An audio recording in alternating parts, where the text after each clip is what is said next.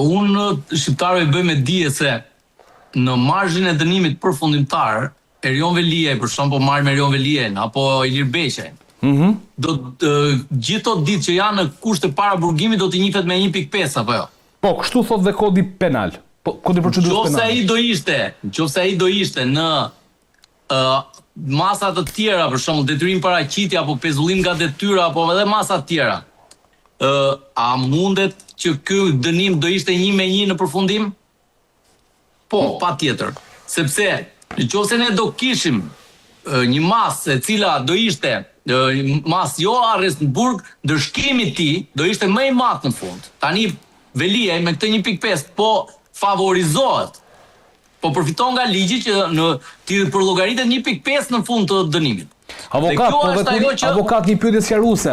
Dhe kur je me detyrim paraqitje, për shembull, po themi për një vit rresht, dhe mbas një viti merr dënimin. Njihet si kur ke qenë në burg? Jo, nuk të njihet. Vetëm masa arresti shtëpi, për shembull, njihet 1-1. Masa arresti shtëpi njihet 1-1. Perfekt. Por qëndrimi i masës në kushte burgu me 1.5 për mendimin tim është favorizim, sepse në përfundim të dënimit ata do dalin nga burgu dëgjën të lirë.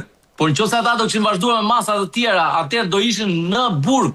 Pra po e marrim nga ana e favorit që bëhet aktualisht. Tani me vendimin unë prap jam shumë skeptik. Pse? Por unë është era parë që unë shprehem për këtë vendim gjykatës, sepse nuk kam dash të komentoj më parë. E kam kërkuar dhe e mbështes dhe jam një ndër personat më agresiv të masat e sigurimit, sepse masat e sigurimit caktohen pa prova. Thjesht do një punonjës policie dhe ti e shikon vetëm në burg, pa asnjë lloj dyshimi. Dhe ajo që unë shoh nuk është problem më që ne do rregullohet sepse u vendos një vendim i gjykatës së lartë apo një unifikues praktik. Sepse ashtu si shtatë Karanxha, ligji ka qenë që në vitin 1994 dhe nuk ka ndryshuar, është njëjti ligj dhe është shkruar qartë. Por ajo që është më shqetësuese është prokuror dhe gjyqtar janë një. Pra nëse prokurori kërkon arrest në burg, gjyqtari do vendosin arrest në burg. Pse? Sepse ti nuk intereson jeta e qytetarit. Një gjyqtar nuk është human. Një gjyqtar bëhet palë me prokurorin pa gjykuar pa asnjë provë. Nuk diskutohet që nuk janë të gjithë gjyqtarët një lloj. Po flasim për masën. Masa është e tillë. Dhe pse unë e shikoj problem që nga shkolla e magjistraturës. Sepse prokurorët dhe gjyqtarët vazhdojnë bashkë shkollën. Rrin 3 vjet aty. Krijojnë njohje me njëri tjetrin. Krijojnë lidhje me njëri tjetrin. Futen bashkë në klasë. Si një brez në prokuroritë dhe gjykatat respektive dhe ata mbështesin njëri tjetrin.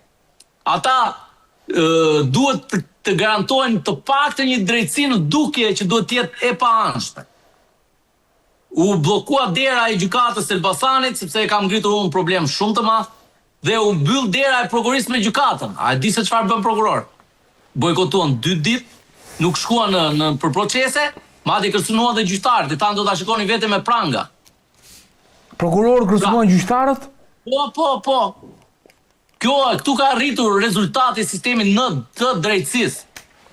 Pra, tu nuk kemi drejtësi të garantuar në dukje, e të kemi drejtësi ne në thelbi. Nuk ekziston. Përderisa ne kemi marrëveshje, përderisa ne kemi shantazhe, marrëveshja është më e keqja nga të gjitha. Thot prokurorja mua, unë do vi nga aktesës, do viu me Pandeurin, por Pandeuri prezumohet i pafajshëm, pra, çfarë ka i Pandeuri? Se mos vish ti nga i Pandeuri, çfarë ndryshon ti nga i Pandeuri? Ti e dyshon atë, nuk është se ai është kriminal. Edhe prezumimi i pafajësisë është 0, pra nuk prezumohet një person i pafajshëm. Në moment që futesh në regjistrat e prokurorisë, mbaroj ose në regjistrat e policisë madje. Sepse do bëhet çado një punonjës policia. Disa raste kemi ne që dënohen vetëm me bindje, ka bindje prokurori sepse i ka thënë një punonjës policie që ka dëgjuar te lagja e punonjës policisë duke pirë raki, pasi provë. Dhe ja, pra, kjo është drejtësia shqiptare. Unë e shikoj marrëveshjet midis prokurorëve dhe gjyqtarëve problem. Nuk shikoj drejtësinë. Ajo që është për të vlerësuar deri tani, që meriton për mendimin tim notën 10 dhe që janë gjyqtarë me standard, është gjykata e apelit deri në këto momente. Sepse gjykata e apelit janë human, po thuaj se 80-90% të vendimeve të gjykatave të rreteve për saktimin e masave të sigurisë ketë ndryshuara. Dhe çan do? Ka arritur një prokuror, erdhi në sallë gjyqi dhe tha, duhet ndryshohet vendimi ta, se na ngelen dhe duke ndikuar prokurorët e shkallave të para dhe mbaj këtë qëndrim. Edhe unë nuk mbaj qëndrimin që do prokurori i shkallës parë. Po mirë avokat, një pyetje kam, kur gjykata apelit, po thuajse 78%, po themi 80% të vendimeve të cilat merren për masat e sigurisë në për gjykatat e rretheve, po nuk mbajnë përgjegjësi pra këta? Nuk e di shkelje disiplinore tjera me radhë? E kam ngritur, e kam thënë, kush do japin përgjegjësinë? Artur Metani, është në gjumej, që dalë konferencë, kështë vajtur në Fierë, e pasha ty me vend, që dalë Arturi te hotel Fieri, duke bërë konferencë me gjyqtarët e prokurorët. Po që kërkon ti, mo, ti e për ti jetuar ata, të shneti del me tavolin me ata. A i ka humbur sensin e pozicionit vetë që ka. Marin fonde dhe shkojnë aty të seminar. Kështë dalë Artur Metani me tik mëndja, kështë marrë flamurin në Alaska, Nevada, në kështë qanë. Në Amerikë, edhe pa pikturpi, zyra e propagandës së Artur Metanit, i qonë të gazetarve, ju lutem bëni lajmë të bukur, sepse Artur Metani mori flamurin në Texas kështë qanë, se tani kujtova. Imagjinohë ku jemi ne, pse kështu funksionon sistemi drejtësisë, ne s'kemi llogaridhënie më. Mua pëlqeu Ela Mallari, është i vetmi ministri drejtësie që foli, tha 2% ankesave ke shqyrtuar. Dhe me 2% ankesave ai duhet ishte burg. Edhe jo me atjet inspektori lartë drejtësisë. A dini ju sa ankesa kanë qytetarët që kanë bërë pranë një institucioni që nuk funksionon? Edhe për mendimin tim, ky është kyçi i gjithë problemeve të drejtësisë shqiptare, sepse llogaridhënia është zero. Është e drejta ajo që ngritet, sepse krijohet një praktik që ose gjykata apelit dhe gjykata e lartë ka vendosur një standard, atëherë hajde zbatohet. Po dhe ata gjyqtarët e apelit nga 87 gjyqtarë janë vetëm 35. Sepse s'ka, edhe ngelen presësh radhën për gjykojnë masë sigurimi që do të mbaroj në kohë rekord. Dhe të kohë që e ka kryer dhe masë e sigurimit edhe... Këto vënde janë bajtur për t'i bërë nder disa personat në KPA, dhe kjo është ajo që është me rënd. Dhe si mundet ne të pretendojmë, sepse nuk është faj i gjyqtarëve të apelit, po është faj institucioneve që drejtojnë këtë institucion. Se do bëjnë qoka. Dhe si është e mundur kjo gjë në Shqipëri. Në çdo vend ne shikojmë skandale, e keni parë, pra nuk po bëjnë më përshtypje skandalet. Doli Olgere Minaj, ai që kërkonte lodra seksi në shtetin italian, edhe kishte thënë do ta ha turbi me bukë se skandali 3 ditë do zgjas. Imagjinoa drejtuesi KLP-s. Ku jetojmë, çfarë vendi jetojmë. Po mirë avokat, tu 3 ditë zgjat çudia tash mos na bëre ne shumë. Po njeriu ka dhe një setet. Njeriu ka dhe një dinjitet. Jam shumë dakord me ju avokat. Je funksionar drejtësie, më je prokuror, si do dalësh ti para një pandehur me të njëjta standarde. Jam shumë dakord. Ti jam keq se ky thot. Jam shumë dakord që të mos normalizojmë situata të cilat nuk duhen normalizuar. Kjo që tha avokati që 80% e masave të sigurisë që vendosen nga gjykata e shkallës parë, se ashtu do prokurori dhe gjyqtari shkallës parë, gjykata apelit shkon dhe ndryshon. Pra, kjo është e llatarshme. Dhe ta mendosh që ti mund të kesh marrë një masë të sa shkoj të trajtohet çështja aty te gjykata apelit, se ata nga 85 janë 35 janë, më thënë gati 1/3 që mungon, 2/3 që mungojnë në këtë gjykatë. Kjo është një çmenduri që ndodh në sistemin e drejtësisë dhe kërkon reflektim urgjent. Dhe të mos marrin ata janë gjyqtarët e vjetër, sepse kanë praktik, kanë përvojë që kanë vajt aty. Edhe po të shkosh në gjykata, kushdo të vej, që kur futet në derë, unë kam bindje që do marrë drejtësi tek ajo gjykatë. Tek ata gjyqtarë, të cilët punojnë kushtet njerëzore, të cilët punojnë jashtë orarit zyrtar, të cilët punojnë pa infrastrukturë, nuk kanë salla, nuk kanë ambiente ku shërbejnë. E morën dhe atë medalje që e vranë gjyqtarin aty, mbajtën pasojat e gjithë drejtësisë. Pra, çdo avokat, nëse do t'i pyesësh, çdo qytetar që ka gjykuar në gjykatën e apelit, për mendimin tim ka marrë drejtësi. Edhe kjo është drejtësi e vjetër. Janë ata që janë shkolluar në atë kohë. Nuk janë këta që kanë dalë tani. Deli prokuror, një patronazhist apo një gjyqtar patronazhist edhe vlerëson jetën e një qytetari me notën 0. E qartë. Ta janë human. Me qëse jemi të kjo... problemi vendimi unifikus, se vendimi unifikus ka qënë, ligji ka qënë. Dhe në qofë se nuk do kishim një vendim unifikus, kemi vendime gjykatave Strasburgut, kush i ndalon gjyqtarët i lexojnë? Askush. Po ne si njohim ato. Te duhet kemi ne një vendim unifikus. Pse? Kur kemi një vendim gjykatë Strasburgut, pra, e kemi atje. Tani, me qënë se jemi tek çështja e drejtësisë, çështja e fundit ku unë dua të trajtoj me Julla Ngozën dhe me Karanxhën sonte, do jetë pikërisht për vrasjen që ndodhi në Lezhë. Pra, një përplasje mes mujecëve dhe mhillajve. U vra Kreshnik Mujeci bashkë me bashkëshorten e tij, nga djali i Gens Mhillajt, cili u vra në 2016, ku i dyshuar ishte viktima e atentatit fundit. Më kalon me signë regjia dhe rikthehem për diskutim. Mirë, të diskutojmë se çfarë ndodhi pikërisht me vrasjen e vitit 2016 të Gens Mhillajt, ku dyshua si një nga autorët, po themi që mori pjesë në vrasje Kreshnik Mujeci bashkë me një të afërm e tij Jozef Mujeci, dyshuar si vrasës i Gens Mhillajt, por që në vitin 2018 gjykata e shkallës së parë Shkodër i shpalli të pafajshëm. Edhe apeli i Shkodrës në vitin 2019, një vit më vonë, i shpalli po të pafajshëm. Mirë po, 5 vite më vonë, në tetor të vitit 2024, gjykata e lartë vrasjen e Gens Mhillajt e rikthen për rigjykim sërish në Shkodër me një tjetër trup gjykuese. Tani, Karanxha, çfarë ndodh? Këtë vrasje që ndodhi, duke qenë se Ngeli sot është pa autor, kështu i bie apo jo? Përdoj një tjetër vrasje. Ne i bëri drejtësia këtë apo jo? Këtu, Andi, do të jemi korrekt, neve do shohim afatin. Një nga qëllimet e reformës drejtësi ka qenë që çështjet mbaronin në afat. Pra, të mbaronin me një afat shumë shpejt. Çështjet më përpara ishin mbaronin për 1 vit e gjysmë 2 vjet. Reforma drejtësi dhe ata që u morën me reformën thanë çështjet do vinë për i vit do malosh deri në gjykatë kushtetuese. Ndërkohë, në realitet ishte ndryshe. Çështja e vrasjes ndodh në 2016. Në 2016 dhe sot jemi në 2026 dhe çështja është hala në gjykim. Pra që këtu kemi një dështim total të sistemit drejtësisë. Si nuk u zgjidh kjo çështje në afat? E lidhe me çështjen e gjyqtarit Arsit Kalaja, se për pak a shumë është i njëjti motiv. Pra afatit. Edhe tek Elvis Shkami që thoshte kemi 30 vjet që me këtë punë. Pra u mashtrua qytetarët shqiptar u mashtruan me reformën drejtësi. U gjetën njerëz që kishin halle dhe i thanë do t'i marrojmë gjyqjet shpejt. Prapë ne konstatojmë që qoftë çështje penale, se janë 2 çështje ndryshme. Njëra është civile, te rasti vrasjes zotit Kalaja, kurse në rastin konkret kemi çështje penale. Pra, nuk është ndarë çështja siç duhet.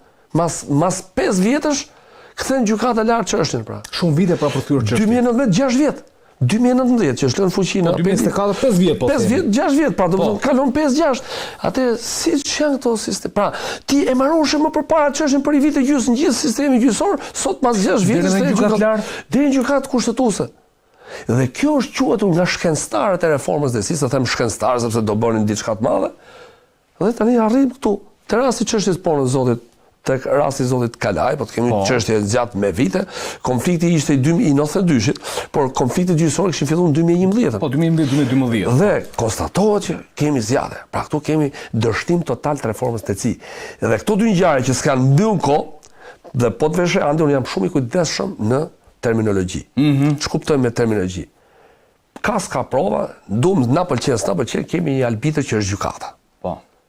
Pra gjykata duhet ta ndajë këtë punë mirë keq, ta s'ka prova, qytetarët duhet ta pranojnë se ka bë, e ka bë ky. Por ne çfarë verifikojmë? Që gjykata nuk ka më, s'ka më afat, pra domethënë ne çështën kemi prapë nga e para. Pra si ka funksionuar shteti, pra këtu nuk funksionon më shteti, s'ka më shtet. Pra kur kemi shkatrim në shtetin e së drejtës, pra qytetarët shqiptar nuk kanë më sistem gjyqësor, s'kan si që thonë, s'kan ku me zgjedh hallin, se ti shkon në gjykat. Kanë funksionuar shtetin kod zogut shumë mirë, perfekt. Ka funksionuar madje shteti ka qenë dhe kur kanë qenë gjykatat partizane, që kanë qenë atëherë, mirë keq merrshin një vendim, mblidhe gjyqi, mbaroshe punë. Pra dënohesh personi. Ka pas në kod komunistit, ka pas tani deri në 2006 tash ka hike. Pra kemi një shkatrim total shtetit drejtës. 10 vjet një vrasje pa autor. Po pra kthehet në se ti ke dy të dyshuar, aty nuk është se nuk i ke thuar që nuk është zbardhur, nuk e dim ku mund të jetë, si ka funksionuar mekanizmi. Rikthimi për gjykim tregon që ne kemi proces gjyqësor akoma atë janë. Dhe do pushohet çështja për njërin që është i dyshuar se ka vdekur. Por tash si u zgjati çështja kaq shumë? Kjo është pyetja. E shikon se si ka arritur këta njerëz që lanë shqiptarët pa drejtësi, këta njerëz që mashtruan, nuk ka dikush përgjegjësi për këtë punë. Por kjo çështje fshihet poshtërsisht. Në raportet gjithmonë të fundviteve del është luftuar korrupsioni, por nuk merret kush me hallet e shqiptarëve. Pra qëllimi është këtu vetëm marrimi i punëve, pra ti shërbejmë ndërkombëtarëve. Këtu shqiptarët dhe politika shqiptare i shërben ndërkombëtarëve, jo halleve të vërteta të popullit shqiptar, që është pa gjykata. Do një zgjidhje konkrete kjo. Pra këtyne njerëzve, këtyne pasojave që po vinë, dhe janë pasoja të rënda. Pra shkatrimi i shtetit drejtës. Ky është shkatrimi i shtetit drejtës dhe theksoj që në 6 inkonventës evropiane drejtave njerëzit është i qartë aty. Çdo kush ka drejt për një gjykimin e një gjyqi të drejtë, nga një gjykate pa anshme, e pavarur, e krijuar me ligj brenda një afati të arsyeshëm. Pra ne kemi shkel konventën evropiane, qoftë në çështjet penale, qoftë në çështjet civile. Se dhe çështjet penale s'kam se zgjasin kaq vite. Ka 10 vite. Pra, shkatrimi i shtetit drejtë është krim ndaj popullit shqiptar. Dhe politikanët shqiptar duhet të shohin problemet e popullit shqiptar, shkatrimin e sistemit të drejtësisë dhe heqin dorë nga shërbimi ndaj ndërkombëtarëve. Ta kemi mirë me ndërkombëtarët, s'prish punë. Duhet ngrit problemet e ndërkombëtarëve. Zotri, u morët me reformën, po, shkatru sistemin e drejtësisë, po, hajde merrni masë tash, bëni gjykata të reja, investoni. Ju investuat për të shkatru, të paktën bëni gjykata. Të bëni një gjykata apelit, foli të zoti Dhangozi. Është kushte mirane. Kushte mirane, bëni një gjykatë të re. Po s'bën ato se i kanë marrë lekët vetë. Se këtu është, se ku janë lekët? Janë morë paga, janë bërë seminare, hareme, e tjerë. Prandaj, ne konstatojmë shkatrim sistemit dhe këto të dy janë në thelb mos funksionimit të shtetit drejtës. E qartë. Faleminderit Karanxha. Dhangozi, pyetja e fundit dhe ne ndoshta e mbyllim këtë emision sonte. Tani, mendon se po na vret drejtësia shqiptare ishte pikërisht le të themi mungesa e dhënies së drejtësisë në rastin e Lezhës, po themi, që provoi një vrasje të dyfisht? Unë mendoj që reforma në drejtësi e ka vrarë atë zotëri. Për arsye pse? Ne që kishim gati 5 vjet, 6 vjet pa gjykatë të lartë. Edhe u akumuluan dosjet që vajtën me qindra e mira dhe nuk u dha drejtësia në kohë, ashtu siç e Karanxha tha. Sepse vetë fakti që u zvarrit procesi pafund i krijonte urrejtje edhe palve. Dhe kjo urrejtje i çoi në këtë akmarrje. Dhe nëse do kishte ndërshkim për autorët dhe që do kishte kontrollin, sepse për këtë është kontrolli, gabuan 2 gjykata më poshtë, korrigjoi gjykata lart, por e korrigjoi me vonesë. Sepse nëse do t'i referohemi para vitit 2016, kjo çështje përfundonte brenda një afati i cili ishte 1 vit apo dhe 6 muaj, çështje që ishim të arrestuar. Në rastin konkret, ndeti 7 vjet. 7 vjet në gjykatë lart. Dhe çfarë u bë? Kjo është ajo cënimi besimit te drejtësia. A do kishte më besim ky qytetari te drejtësia që 7 vjet u vonua çështja në proces, edhe 7 vjet në gjykatë lart, edhe do vonohet edhe një 10 vjet sepse s'ka gjyqtar tashmë. Që dalin një çështje në Shkodër, ose duhet të kesh mik të fortë, ose duhet të kesh para, ose duhet të kesh dhe autoritet. Sepse njërë 5 vjet del çështja, pra duhet të regjistrohesh dhe pas 5 vitesh gjykohesh. Dhe ajo i solli njerëzve, kjo zvarritje i solli dhe akmarrje. Sepse njerëzit kur nuk marrin drejtësi, do bëjnë drejtësi. Edhe mua vjen shumë keq dhe ftoj çdo qytetar, çdo shqiptar që të mos kryej vepra vetgjyqësie. Por ka vepra të cilat të cënojnë atje ku njeriu nuk mban. Dhe për këtë dora e drejtësisë duhet të jetë shumë pranë. Pra, nuk mund të trajtohen dhe çështjet në të njëjtën formë. Por çfarë dore drejtësie kishim ne? Ne kishim miliarda euro të vjedhura, dhe synimi nuk ishte aty, po ishte te lekët, te paratë që vidhesh. Nuk kishin qëllim që të krijonin një gjyqësor efektiv dhe të shpejtë. Dhe kjo e solli vrasin. Pra, nëse ne do bëjmë analizë, nëse do ishte kthyer çështja nga gjykata e lartë 6 muajt e para,